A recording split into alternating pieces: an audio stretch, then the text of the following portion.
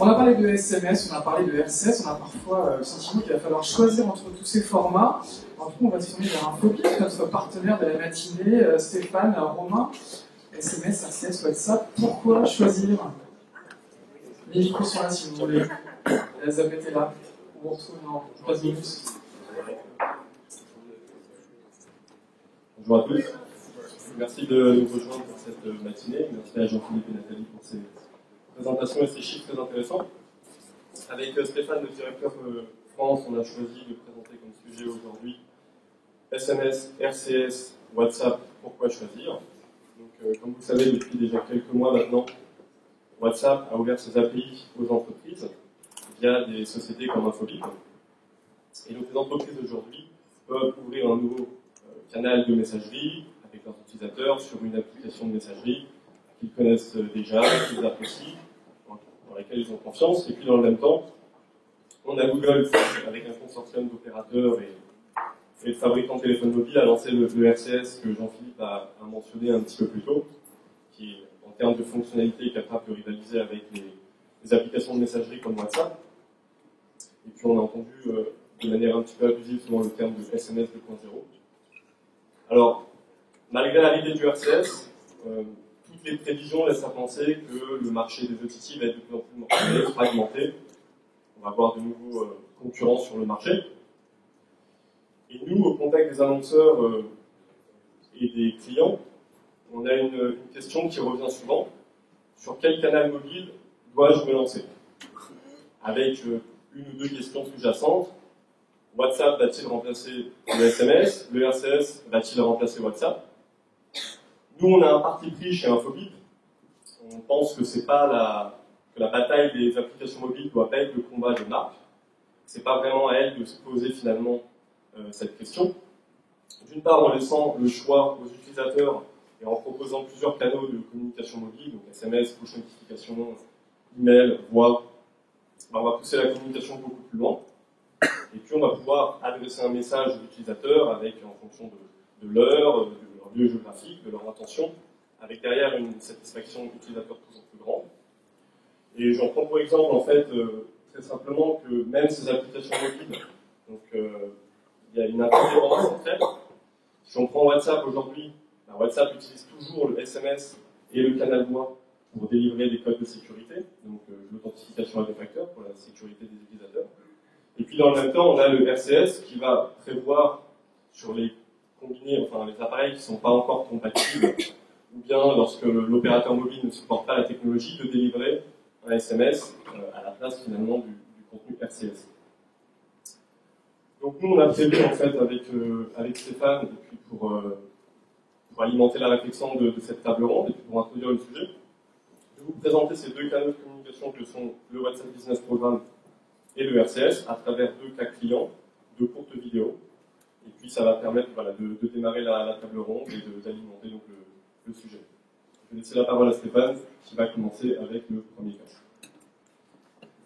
Bonjour à tous, merci Romain pour cette introduction. Donc moi je vais vous parler d'un cas WhatsApp avec la société Mukuru. Mukuru, c'est une société anglaise, anglo-saxonne, qui a été créée donc en 2004, qui opère aujourd'hui dans 11 pays d'Afrique avec 60 partenaires locaux. C'est ni plus ni moins une société qui permet de faire du transfert d'argent, un peu comme TransferWise par exemple, donc sur les marchés africains. Donc là, on voit tout simplement pour l'utilisateur qui veut engager donc, une communication avec la société Mukuru, il doit tout simplement dans son carnet d'adresse enregistrer le numéro de la société Mukuru. Donc là, on voit tout simplement donc, dans le carnet d'adresse, je rajoute donc, le numéro qui est écrit juste à côté. Ce qui est assez intéressant, quand on valide, on voit tout de suite que le téléphone reconnaît que c'est un numéro WhatsApp. Donc, de la même manière qu'un utilisateur en particulier, enfin de vous à moi, le fonctionnement avec les sociétés fonctionne exactement de la même manière. Donc là, je dis, comme j'ai dit dans les étapes, on va envoyer le mot-clé MOU directement sur l'application WhatsApp. Ce qu'on peut voir quand même, ce qui est assez intéressant, à ce moment-là, il y a quelques informations qui sont très importantes. Tout en haut, vous allez voir, en dessous du numéro, il y a le nom de la société, Mukuru, avec un petit encart vert qui montre que c'est une société vérifiée. Donc ça rassure l'utilisateur sur le fait qu'il va bien échanger avec la société Mukuru. Il faut savoir qu'aujourd'hui, WhatsApp valide manuellement chaque société qui est créée, chaque nouveau contact est validé manuellement par WhatsApp. Donc ça permet à l'utilisateur d'être sûr d'engager avec sa marque préférée. Ensuite, juste en dessous, on a cet encart qui vient expliquer que l'ensemble de la conversation va être chiffré de bout en bout, donc WhatsApp, en l'occurrence, n'a pas accès au contenu du message pour lequel l'utilisateur va échanger avec sa marque. Donc ça, ce sont quand même deux informations qui sont intéressantes. Donc là, j'ai mis effectivement le mot-clé mou. Voilà. Donc du coup, là, on remonte que le Mukuru est vraiment dans les contacts. Hein. Et donc là, typiquement, si je clique sur le compte en haut, j'ai plusieurs informations. Donc je reviens sur cette histoire de petit encart vert qui montre que, avec l'écriture juste en dessous, que c'est bien un compte professionnel vérifié. J'ai bien le logo de la société Mukuru. J'ai bien le site qui apparaît donc juste en dessous. Si je défile le profil utilisateur, donc de la même manière finalement que sur la partie particulière, hein, je revois bien le numéro de mobile, je revois bien aussi à quoi sert Mukuru, help you move money around Africa. Et là, j'ai deux informations qui sont très importantes. Il y a tout simplement le bouton bloquer. On peut bloquer l'utilisateur de la même manière que le stop SMS. Donc on voit vraiment cette possibilité de se désengager, de se désabonner avec la marque. Et en cas de spam massif, potentiellement, on peut signaler l'entreprise. Donc on voit que sur l'usage en fait au travers de WhatsApp, ça a vraiment été bien pensé pour que l'utilisateur ait la meilleure expérience possible avec sa marque. Donc là, on me demande depuis quel pays je veux envoyer de l'argent. Donc actuellement, je veux envoyer de l'argent depuis mon compte du Botswana. Donc je réponds 1, tout simplement. Donc là, c'est vraiment un chatbot. Et là, il me propose plusieurs cas d'usage. Le premier, c'est celui qu'on va développer par la suite. Donc de m'enregistrer comme nouvel utilisateur ou nouveau client Mukuru. Le deuxième, je suis déjà client Mukuru. Troisième, je vais demander justement les taux de change qui vont m'être appliqués, ou du moins la commission qui va m'être appliquée pour ce transfert d'argent. Et le quatrième cas, tout simplement, je vais demander à être rappelé par un conseiller Mukuru. Donc moi, je vais m'enregistrer comme nouvel utilisateur. Donc là, il va tout simplement me demander, ok, vous voulez vous devenir un nouvel utilisateur, mais pourquoi? Donc une fois de plus, deux choix. Parce que je veux envoyer de l'argent, ou parce que je veux obtenir la carte Mukuru. La carte Mukuru, c'est une carte Visa, Mastercard, c'est une carte de crédit classique qui permet d'être utilisée directement sur les 11 pays d'Afrique où Mukuru est présent. Ce qui est intéressant de voir, donc dans le cas de nous, on va envoyer de l'argent, mais que ce soit d'ailleurs envoyer de l'argent ou le cas d'obtenir la carte Mukuru, les possibilités de WhatsApp sont intéressantes puisque si j'obtiens une carte de crédit, forcément la banque, ou du moins l'établissement, va vouloir demander des documents personnels. Typiquement, je pourrais prendre en photo mon passeport, ma carte d'identité, peu importe mon justificatif de domicile, et directement l'envoyer au travers de WhatsApp. Donc là, on voit qu'il y a la possibilité vraiment d'enrichir facilement pour l'utilisateur la conversation. Donc moi, là, du coup, je dis que je vais envoyer de l'argent.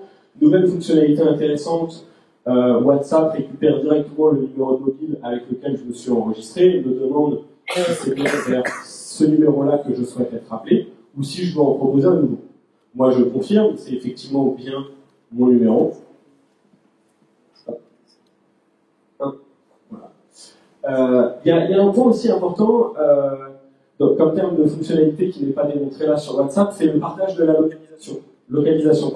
Puisque je disais qu'on peut obtenir de l'argent en Afrique, ils ont 60 banques partenaires sur ces 11 pays. Si je veux, par exemple, récupérer de l'argent en cash, on pourrait imaginer comme cas d'usage de dire où est le point où je peux récupérer l'argent le plus proche et partager ma localisation. C'est une fonctionnalité qui existe sur WhatsApp et donc qui peut être bien évidemment utilisée sur la partie entreprise. Donc là, du coup, il me demande quel langage je parle. Aujourd'hui, je parle français. Je ne parle pas ces autres langues, à part l'anglais, bien évidemment. Et là, du coup, on me dit tout simplement qu'un conseiller Mukuru va me rappeler dans les plus brefs délais pour finaliser mon virement. Donc là, on voit, donc nous on a mis, effectivement, là c'est vraiment purement du texte, mais on voit qu'à plusieurs étapes, on aurait pu excessivement enrichir la conversation. Ce qui me permet de faire une belle transition avec le cas d'après, qui va être présenté par Romain sur le RCS, où là on va avoir des exemples également enrichis. Merci. Alors on travaille sur plusieurs projets RCS en ce moment, avec BlaBlaCar notamment. Simplement aujourd'hui on a choisi de vous présenter le projet Cabify parce qu'on a un visuel, c'est un petit peu plus appréciable. Donc Cabify, tout comme BlaBlaCar, c'est une société de VTC qui est présente sur une quarantaine de villes dans 10 pays, majoritairement en Amérique latine, et puis en Espagne ainsi qu'au Portugal. Donc à travers les proposeurs de services, à travers une application mobile. Et pour ce projet RCS, l'entreprise a choisi de se focaliser donc, sur le Mexique. Moi, je vais simplement commenter un petit peu la vidéo qui est en espagnol. Donc, au démarrage, vous pouvez voir tout comme sur WhatsApp le contact Cabify qui se trouve dans votre application de messagerie au milieu des contacts de la famille, des amis, des collègues. Et lorsqu'on clique dessus, on aura tout de suite 4 options. S'enregistrer en tant que chauffeur, donc un petit peu un processus d'onboarding, en fait, comme on l'a vu avec le Kamokuro. Voyager dans une ville en particulier. On a une option qui est pour les entreprises, donc découvrir l'offre entreprise de Cabify. Et puis la dernière, la plus classique, commander un chauffeur. Donc si on clique sur le premier bouton,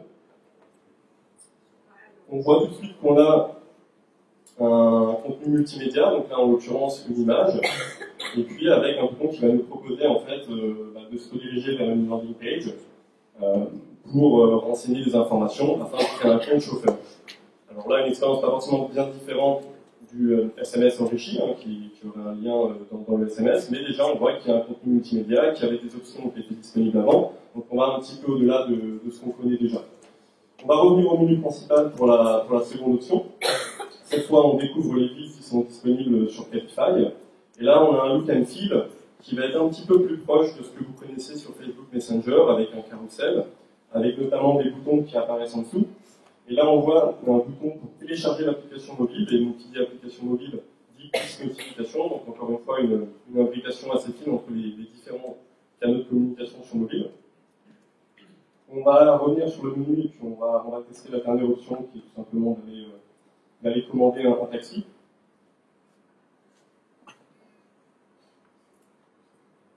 Voilà, donc là on sélectionne la destination. Une carte va s'ouvrir. Cette carte, elle est directement dans l'interface de messagerie. L'utilisateur n'a pas besoin de sortir. Il va sélectionner sa localisation, et puis il va attendre simplement que le chauffeur vienne au point de rendez-vous. On a encore du contenu multimédia avec la photo du conducteur, son numéro d'enregistrement, et puis l'endroit, le point de rendez-vous. Voilà. Donc, c'est terminé pour cette vidéo. En fait, au-delà simplement de vous montrer à quoi ressemble WhatsApp, à quoi ressemble le RCS, on voulait souligner quelques points. Ces deux sociétés, elles ont des similitudes. Elles ont toutes deux des clients ou des utilisateurs qui sont dans des endroits géographiques différents, avec des habitudes de consommation différentes. Pour autant, elles n'ont pas abandonné les anciens canaux mobiles qu'elles utilisaient. Cabify propose toujours par le RCS de télécharger l'application mobile, et donc avec derrière des push notifications. Mukuru permet toujours via email de récolter des documents de type pièces d'identité auprès de ses utilisateurs. Donc nous, en fait, ce qu'on s'efforce de faire chez Infobip, c'est de proposer une plateforme avec une infrastructure mutualisée, avec un développement en continu, avec une maintenance, voilà, pour permettre à l'entreprise finalement de délivrer, d'adresser tous les besoins de ses utilisateurs dans des régions différentes. On pense effectivement aujourd'hui pour que les entreprises soient, on va dire, atteignent un beau succès sur le mobile, qu'elles doivent être partenaires finalement d'une entreprise de messaging omnicanal. Et je vais laisser maintenant la parole à Stéphane qui va conclure, qui a encore quelques mots avant de terminer cet exposé. Merci. Donc oui, effectivement, comme le disait Romain, et ce qui reprend avec l'introduction, aujourd'hui, on ne pense pas que ça doit être le combat des marques de choisir la plateforme vers laquelle ils doivent se tourner, mais et exactement comme on a pu le montrer avec Cabify en Espagne va utiliser massivement WhatsApp, quand au Mexique, ils vont utiliser le RCS, qui est déjà disponible en grande partie. Moi, j'ai présenté le cas de Mukuru qui utilise WhatsApp, mais qui aujourd'hui utilise aussi le SMS et l'email notamment. Donc on voit que c'est pas le combat des marques. Il faut être là où le consommateur sera. Et pour pouvoir enrichir cette conversation, il faut et pouvoir répondre aux attentes de l'utilisateur, il faut pouvoir travailler avec un partenaire, forcément comme Infobip, qui vous permet de communiquer sur tous ces canaux mobiles au même moment. Et, voilà. Et du coup, pourquoi Infobip est intéressant également, c'est ici vous pouvez voir notre présence mondiale, donc peu importe où vos consommateurs seront dans le monde, Infobip sera en capacité de vous accompagner. Aujourd'hui, Infobip, on est 1500 personnes, on est parti sur l'ensemble de ces bureaux, et on est actuellement toujours en pleine croissance. Pour conclure, on vous a parlé du RCS, on vous a parlé de WhatsApp. Nous, ce qu'on veut dire, c'est qu'aujourd'hui, WhatsApp, par exemple, est déjà disponible, et si vous avez un use case pour la MMA, aujourd'hui, nous, on s'est dit qu'on était en capacité de vous proposer un pilote de 2 mois, prêt en 2 semaines à seulement 2000 €. Voilà. Ça sera ma phrase de conclusion. On l'applaudit. 2 mois, 2 semaines. Pour seulement 2000 €. Pour seulement 2000 €, ça va susciter des conversations. Peut-être avant de se quitter, est-ce qu'il y a une ou deux questions dans la salle, des gens qui aimeraient peut-être les privés du RCS et qui vont en savoir un peu plus? Mademoiselle, présentez-vous. Bonjour, Jessica Baroni de chez Page Jaune Local. J'ai une question sur le cas que vous avez présenté, Mukuru. Pourquoi est-ce que l'intégralité du parcours n'est pas faisable dans WhatsApp? Pourquoi la solution après, c'est d'être rappelé?